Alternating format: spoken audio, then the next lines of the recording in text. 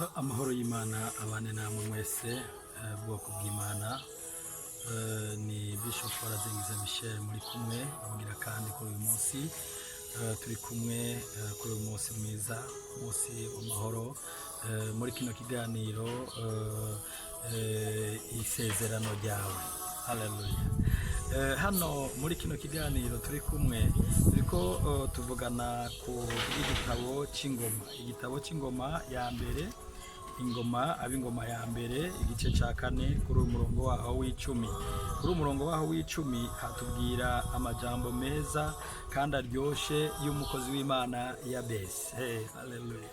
Yabesi rero yari umukozi w'Imana kandi Imana yaramwumva kandi Imana yaramwemera. Haleluya. Imana yaramwitaho, yarumvise ugusenga kwiwe.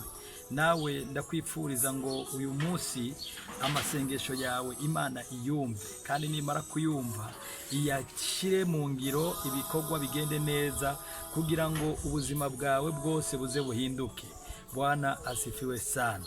Yabesi rero kuri uyu murongo w'icumi yarasenze asaba Imana, asenga asaba ngo Imana imugirire neza kandi imwiyereke. Reka tuhasome, aravuga ngo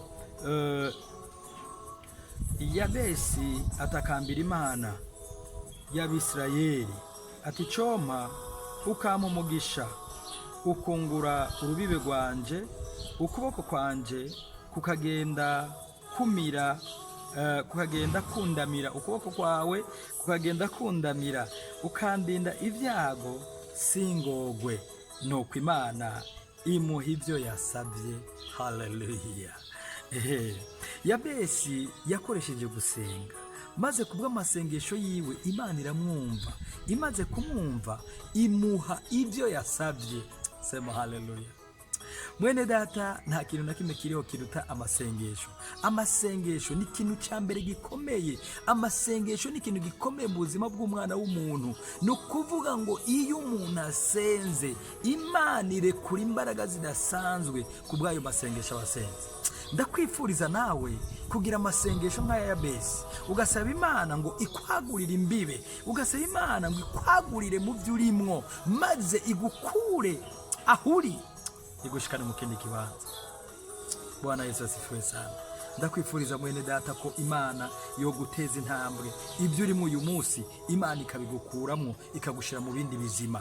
Amagogo uri mu uyu munsi Imana ikayagukuramo ikagushira mu buzima bwiza, maze nawe ukabasha kuvuga ngo Imana yarankuye. Yesu ashimwe cyane. Iri jambo ni jambo rikomeye, ni jambo rimpimbara, ni jambo rinezera, ni jambo rihambaye, ni jambo ryerekana ububasha bw'amasengesho. Mbega wowe umaze gusenga Imana uvuga utesi coma Imana yanje ikanyagurira imbibe, ukavuga utesi coma Imana yanje ikanyagurira ibikorwa, utesi coma Imana yanje ikanyagurira ubuzima, utesi coma Imana yanje igateza imbere urudandazo rwanje. Bwana asifiwe sana.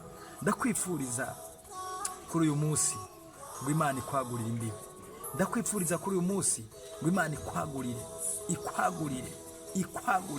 yongere ikwagurire, iguhe ubuzima bwagutse, ikongerereze imbaraga. Ibyari byanse byose Imana ibikundishe, ibyari byugaye byose Imana ibyugurure, ibyari biri bloke Imana ibidebloke. Haleluya. Ibyo abasi bazibiye Imana ibiziburure kugira ngo ubugingo bwawe bugende neza. Urakoze cyane.